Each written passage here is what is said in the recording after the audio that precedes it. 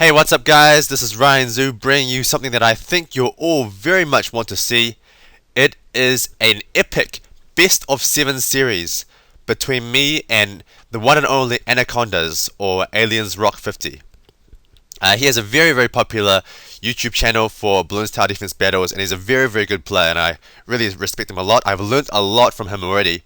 My tech shooter bomb tower opener was learnt from him. And yeah, he's just such a good player, and so we're going to play a best of 7 series, and not just a best of 7 series, we're going to play it in the King of the Hill format. And so if you don't know what King of the Hill is, go look at the link in the description. It's a tournament that I made where there are some special rules that make Bloons tower defense battles just that little bit better, in my opinion, and make it so that some of the bigger maps do have a lot of skill to them. And the one main rule is that the game ends on round 38. So at the very start of round 38, the game ends, and the person with the most lives is the winner. So this one rule means that, one, obviously it means that lives are a lot more precious, but two, it means that we don't have those ridiculously retarded late game battles where everyone's just using lots of ground zero and no one can send any oh my gods because the ground zeros will just kill them. So it just sort of prevents these stalemate situations, and instead turns a possible stalemate into a win for one of the players, whoever has the most lives. And it also means that you can adjust your strategy quite a bit, because it does mean that losing lives is quite detrimental if you think you can't kill your opponent by round 38. But other than that one single rule, every else is allowed. So any rules are allowed. Ice stalling's allowed. Ground zero is allowed. Any strategy that can be played in this game is allowed, and it just allows you to use the full repertoire of strategies that you have. But there is a limitation. You can only use 4 towers, and obviously no spying on your opponent, because that's just really cheap. So we're going to play a best of 7. Obviously a best of 7 takes a long time, especially if it gets down to all 7 games. So I'm going to break the video up into 2 games per video. So this part 1 has the first 2 games. And we're going to start off on cards, because that's just the way I've set the rules. All of the King of the Hill battles always start on cards, and then it's the loser that picks the subsequent map. Okay, let's get into it. So this is a small map, and I just recently lost to the pedo on this map using my strategy, so I probably need to get a new strategy for this map.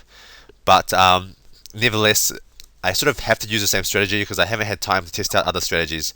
So I'm still going to use the strategy that I'm most comfortable with, and I just hope that basically Anacondaz is not as good as the pedo and won't be able to own me with some rush on round 20, which is basically what my strategy is weak against. So my strategy on this map is the Boomer Monkey, Bomb Tower, Mortar, and the Ace, and the strategy is to go to the late game and basically beat him on the round 38 with the most lives. If I see an opportunity to kill him, I will try, but most of the time I'm just going to try to survive until round 38. Now, Anacondaz is going for farms, so he just saw my game versus the pedo yesterday, so I think what he's going to try and do is going to try and use the exact same strategy as the pedo to beat me, which is a good call, because you know, the pedo can do it, so why can't he? So he's going for farms, and the logic with farms is that they give you a really good economy for small maps. So they're actually pretty good economy wise, but the cost is that they take up a tower slot, and this often means that he can't have a monkey ace for his 4th tower, because he just has to have the Boomer Monkey. He's shown the bomb tower, and he just has to have something for camera detection for round 12, so either a mortar or a village. So because of that, he can only have 4 towers. He can't actually have a monkey ace. So if I can survive to round 35 or 36, then I can very easily beat him with a oh my god rush. There's basically no combination of Boomer Monkeys and bomb towers that can beat a oh my god. But yeah, he's going farm, so we will see how we do here. I did a cute little pink rush first him to get some lives down. So now that I'm ahead in lives, I can guarantee a win as long as I survive to round 38. That's all there is. And Anacondaz says meh. So he obviously thinks that he doesn't care about losing lives. He plans to kill me on one of these rounds, maybe 12, 13, 15, 18, 20, 22. One of these rush rounds. And so I just have to be prepared for that. And I'm basically not really going to attack him too much. If I feel like he's being greedy, then I will try to attack him. But otherwise, I'm just going to try to get economy and get enough economy to survive the later rounds. I feel like Anacondaz is probably not as good as the pedo in terms of using the farm on this map. I feel like he's not very used to it because I don't think he's used it before. He's probably just doing it specifically because he saw the pedo do it, and he did mention at the start of the video that he is experimenting. So I think he doesn't know quite when to balance, you know, to get a farm or to get a tower. So I'll be trying to exploit that somehow, but I haven't quite figured out how I'm going to exploit it yet. For me, just completely standard, getting my 2 monkeys up for round 6 in case he sends blacks. And I need to get my guy up to a 3-0 if he sends a Regal Yellow Rush on round 8. He's doing a very similar strategy, but his Boomerang placement is just a bit different. Not too big of a deal. I think his Boomerang placement is probably a bit better than mine, but it's really not big of a deal. Once you get this guy up to a 3-0, then it doesn't make any difference whatsoever. I'm actually going higher economy than I normally would, just because normally I would stop at 550 to get a 3-0 ricochet, but because he's not sending yellows like I think he should, I just don't need to upgrade this guy to defend, and so I'm getting a lot more economy than I did versus the pedo. So I'm really happy about that. I think I have a really good shot of defending later rounds with this really high economy. 713 is like tons of economy. He says that he doesn't know what he's doing. Okay, so he's saying yellows now, so I really have to upgrade this guy as fast as I can. I hope I don't leak too many lives. I'm probably gonna leak some. Okay. And whoa, that's a lot of lives. Wow. Okay. So that's the sort of risk that you run when you don't play safe enough. You just lose a lot of lives, but I don't really care. As long as I can still survive to round 38, or more specifically round 34 or 35, I can just send a Oh My God rush that I'm pretty sure he can't stop. Get this up to a 2-3, should be... Oh no! Oh wow! I didn't realize that, well, I knew that if I was upgrading my mortar, it would take a while for him to fire. Whenever you upgrade a tower, the tower like just basically doesn't do anything for like half a second and then it starts firing. But I wouldn't have thought that that made it as big enough difference to... Damn it! To, you know, for those camos to get past. So, there we go. Yeah, the first game, Tyler is up 1-0. Oh, by the way, Tyler is also Anacondaz or aliensrock50. So, congratulations, Tyler. You are up 1-0 in this best of 7 series. And now, as the loser, that's me, I'm going to pick the second map. And I'm going to pick a map that I think I have quite a large advantage versus Anacondaz. Because the thing about Anacondaz is that I've actually played with him a decent amount, maybe 5 or more games, and I know the strategy he loves to play on Park.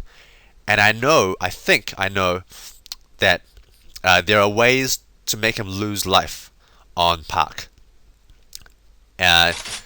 Because he likes to use a tech shooter. He likes to use a tech shooter and bomb tower on this map. And I've tried the tech shooter bomb tower on this map as well, quite a few times myself. And there are just some rushes where you just have to lose lives. It's really hard to stop. There's a couple of rushes where you just have to lose like 5 to 10 lives. And so I'm going to be doing those rushes versus him. And expect him to lose 5 to 10 lives. And then I just plan to get to the late game and get to round 38 without ever losing any lives whatsoever. So I think to lose no lives whatsoever on this map, you still have to use a Boomerang Monkey. The Boomerang Monkey is the best monkey to play really safe. And to make sure that you never lose any lives. But the tech shooter bomb tower opener does give you more income. But you do sacrifice the maybe 5 or 10 lives, depending on what sort of rush I throw at him. So he's definitely doing the tech shooter bomb opener. You can tell because he's upgraded his bomb tower. So he's going to get his bomb tower up to a 3-0. If you were using the bomb tower with Boomerang, then you'd never upgrade this bomb. You just use it temporarily to just get rid of these reds for a little bit until you can get them up to a 2-3 Boomer Monkey. So I'm pretty happy about him using the Bomb Tower Tech Shooter opener on this map. If you want to see the opener, you can actually get a video of it in my opener series. That's also on my channel. It's called the Tech Shooter Bomb opener, I think. And so now that he's going this opener, I'm very, very confident that I can win. There it is, right there, 149. That's all I need. I just need him to lose one life, and then the game's over. In my opinion, because I'm pretty sure I've like essentially solved this map, and I don't think I can. I'm pretty sure I can get to round 38 without ever losing a single life, just because it is such a big map. This is the second biggest map in Blue Tower Defense Battles, the biggest map being Plutonium Mines. And I think this map is just big enough that I can play a good, safe, solid strategy and never lose any lives, regardless of what rushes he throws at me. And the main reason for that is because I have Ground Zero. Ground Zero is just so amazing to defend against all rushes, especially those really hard to defend rushes on round 18, 20, and 22. Ground Zero is absolutely pivotal for those rounds.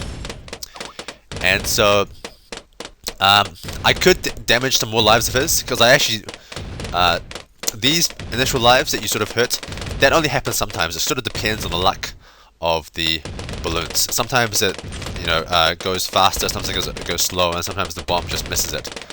But there's definitely a good rush you can do on round 10, which can hurt him quite a few lives, and that's the regrow lead rush. Because basically the trick with this opener is that this single 3-0 bomb tower is so good on this map. Because if you hit right here, then you get this massive ball of damage, like all over here, and all over here. The balloons just get completely destroyed, and so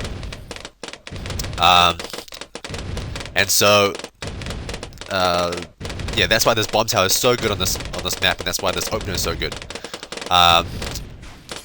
But you need the tech opener, the tech shooter, because if I send blacks, then obviously the bomb tower by itself can't do anything. So you have this tech shooter here to pop the blacks, and after which the bomb tower can pop everything else. But if you have a regrow lead, then what happens is when it gets around here, the bomb tower has to pop the lead first, and then oftentimes it'll get past this bit here before the tech shooter can actually pop the black, because obviously after lead it's black. And so here the regrow lead is here as a black balloon, and usually by the time it gets back to here, it's already regrown back into a lead balloon. And so then the bomb tower pops it again, and if this tech shooter doesn't pop the black lead balloon, then it'll just never get popped ever again, because it's black. It's a black regrow balloon here, and it goes all the way down and it gets to the end as a black lead balloon. So regrow leads are really good versus opener, and you actually need a second tech shooter, often maybe here or here, to stop regrow leads. So yep, here it is. I'm going for 3 regrow leads. I think he has a strategy to stop it, but let's just see how good he is versus this rush. So it looks like he's holding okay. Actually, it looks like he's holding really well. But I'm pretty confident that regrow leads should damage him, because there it is. Okay, so this was basically just a problem of the visuals, but in actuality, regrow leads are actually really good. So you can see it's cost him lots and lots of lives, and it's because those regrow leads got passed. So I'm actually going to send a couple more regrow leads. Now that he has his ace here, it's probably not going to do as much, because this guy adds just a little bit more DPS that he needs to defend against regrow leads. So I have back on my side of the map, I have the mortar up in this position, which is a pretty good position for camos. I have my 3 boomerangs getting ready in case he rainbow rushes me. Normally I might send a large camo rush, because he still has his village up, but I just don't really feel like I need to, because if I do a large camo rush, it may or may not hurt him. But the problem is that it costs me a lot of money, so it might actually just cause me to lose the game, because it uses up all my money, and I don't want to use up all my money. Normally I wouldn't upgrade this, but I'm just going to play really super safe and not try to be too tricky, and like only get these when I need to, or something like that. I'm just gonna play super safe because I've got 150 lives. I'm feeling good, and I just don't feel like, especially with my 930 economy. It's a lot of economy for round 15. Normally I only have like 850 here, but 960 is really amazing. It's just because the map is so big. It's not because of anything else. It's only because the map is so big. So I'm being completely safe with these 4 towers. These 4 towers will completely crush regress from Eric's. So after this, you need to get some Moab defense up. And I'm not going to try to get too greedy. I'm just going to stop at 1,000 income. I'm not going to try to get much higher than that, because I really need to make sure that I get my defense up. This guy still hasn't. Oh, he just upgraded his camo. Okay, that's good.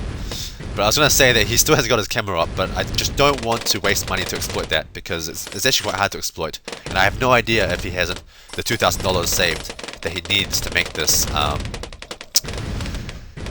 into a camo detector. So I am playing just super safe. I've got 2 mortars up, which is usually not necessary in this map. Usually this 1 mortar with this big bend here is enough. But I just want to be super safe and not lose any lives to some stupid, I don't know, camo rush that I haven't seen before, or something like that. I'm really confident that as long as I can get survive past 18, 20, and 22, then I am set to. I just can't lose this game, because after I can comfortably get ground zeros, then I'm pretty set. So he just sent a BFB, sorry, a Moab, just to see if I could stop it. Obviously I can, because I saved up enough money. And I feel like I probably could send a Moab versus him, because it doesn't seem like he has a defense for it. But why should I do that? Why should I do something that risks me losing? If I do that, then I lose my income, I lose money, and he could do a counter rush, and I might lose. And that's like the aggressive but, you know, not surefire way to win strategy. If you want to win for sure, which is what I plan to do, then just play safe. Just play safe and get to round 38, and I really don't think I can lose doing that strategy. So I think in the future, Anacondaz will have to adjust his strategy for this map, for this particular King of the Hill format, where losing any life, losing just 1 life, means you lose a game. I mean, it does. I've got 150, he has 95, or you know, if he has 149, it doesn't make a difference. And ooh, so that was a kind of my mistake. I should have repositioned these mortars to here for round 21 when the camo rainbows come. But luckily, I caused enough damage to him early on that my mistake wasn't punished. I'm going to get this up to a 4-2 to be super safe. I don't want any shenanigans. And I feel like Anacondaz, his timing window has kind of gone past. I have so much money saved up that I can just get ground zero at any time and maybe sell 1 or 2 towers for that ground zero. But okay, so he's going for BFB. This shouldn't be a problem. Depends on how many he sends. I'm probably just going to try to save up and take this out with a... no, actually no. Yeah, I'm just going to take it out using normal styles, which is with just the bomb towers. I don't think I need a ground zero for just 1 BFB. So I just took that out using sort of what I would call the normal defense versus a BFB, which is just tons of bomb towers. But I could have also, if I wanted to, taken it out with a monkey ace ground zero. But actually, I'm sort of hiding my ground zero because I haven't actually shown my ground zero yet, and that's an important factor to remember, is that you always want to hide information from your opponent if you can. I mean, he probably knows that I have a ground zero because he knows that that's what I love. But you know, if you can hide your information from your opponent, then you might as well. It's like putting mortars here, or I don't know, you know, things like that. You always want to try to hide information from your opponent, and that gives you just that little bit of an advantage that might be enough to win you the game. So now that I've got 1200 economy and quite a bit of money, I think I'm just completely safe. I think there's like no rush that he can do versus me that can hurt me. If he says, oh my god, I'm just going to do 3 of these blasts and then put a monkey ace here, get it to a ground zero, maybe sell a tower or 2, and easy peasy. He has a monkey ace as well, so I really can't hurt him with a oh my god rush or anything like that. But yeah.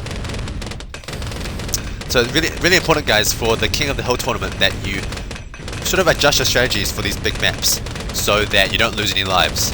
And that's what's great about the tournament is that, oh, let me just finish this thought. That's what's great about this tournament is that even these big maps, there's quite a bit of room for maneuver because you only had to send one rush to hurt one life and then defend properly, and that's actually like a legitimate way to win on these big maps. So I am completely not scared of this Oh my god, he's only seen one. One is easy peasy to deal with. I'm actually just not gonna I'm just gonna stay calm and let him just run for a little bit, because the thing about a Oh my god and BFBs is that they're really slow. So there we go. Get the monkey ace, get the ground zero. 3 of those and a ground zero just annihilates everything so easily. And now that he has pretty much no income, because he just lost 1500 income with that rush, he probably has 0 income. So I've definitely won now. There's no way he can win. I don't think he can do another rush that's more powerful than his Oh my god. And you just saw how easily I took out his Oh my god just then. You can surrender, so I'm suggesting that he surrenders at this point, because I think both him and I know that he can't win from this point onwards. There's just literally just no rush he can do that can beat me. You might have seen, I've even upgraded my mortar to a 2-4, just so that I'm completely safe versus all camos. I don't know what happened there. The Moab just stalled for a second. I don't know why. So yeah, I've got up to 2,000 economy. I've got plenty enough money for ground zero if I need to get it. And Anacondaz is complaining about the map. He's saying, oh, the map is too big, that's why you're winning. And I'm just saying, King of the Hill format, baby. That sounds really weird when I say it. King of the Hill format, baby. He's asking me to attack. That's the last thing I'm going to do. Because the only way I can actually lose this game is by attacking. If I send 2 Oh my gods, or even 1 Oh my god, and it doesn't kill him, somehow he finds a way to defend it, probably with a ground zero, then I have no economy whatsoever. And that's actually when he can send a couple more Oh my gods versus me and just win the game instantly. So he's trying to induce me to attack him, which is the absolute dumbest idea I can ever think of right now, and I'm not going to fall for it. He's asking me how I could possibly throw the game away, but I've just explained to you guys that by suiciding my economy, by throwing Oh my gods at him or something, is the worst idea I could possibly do right now. If I just play safe, there's pretty much no way I can lose. I'll just get to round 38 and win the game. So I'm just gonna get a couple more towers up for defense, just to be completely safe. I don't want to lose to some stupid I don't know what, but something stupid.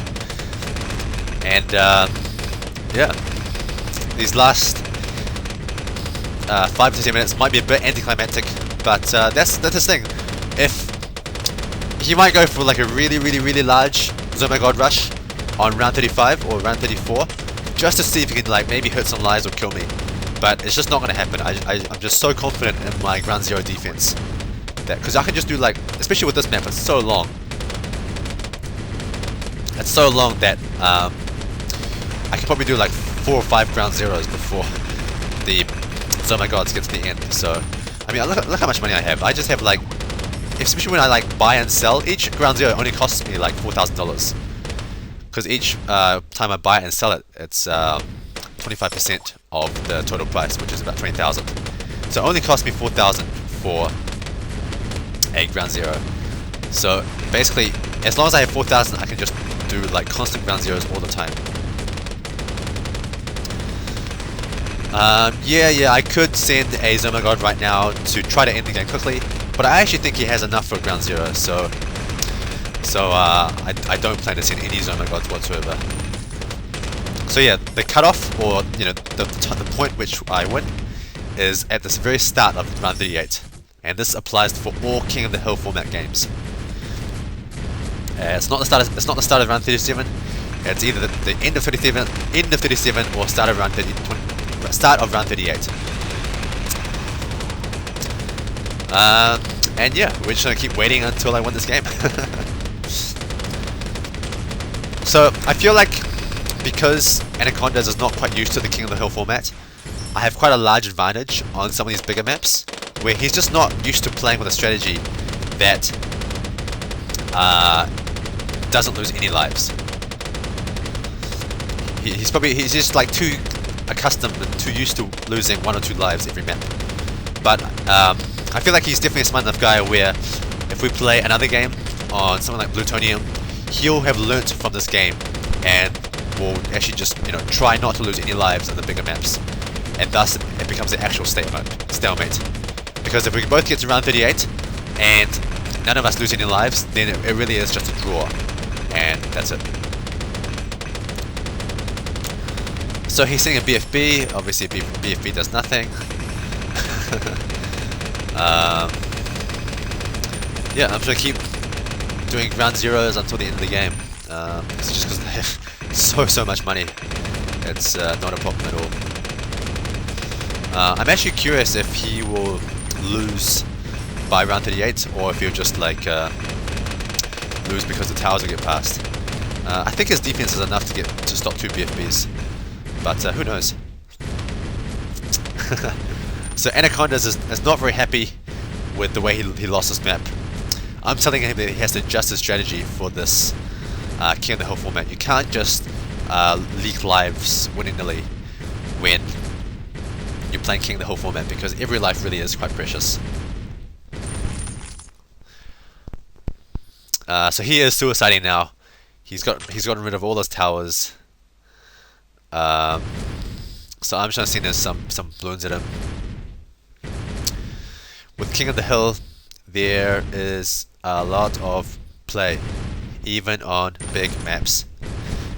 Yeah, so yeah, I think with the new rule that I put in, it's really good for the big maps. Because imagine if that rule wasn't in place, this game would just go on forever, like ever and ever and ever. And then it's just a matter of like who has a better computer. Whereas I think round 38 is a good time to just to stop, because after the round 38 it really becomes a battle of the PCs. So I win round 2, and that's it for this first part of our best of 7 series. It's one game all. Check out part 2 and part 3, and maybe even part 4 for the rest of the games. Thanks for watching, and see you guys next time.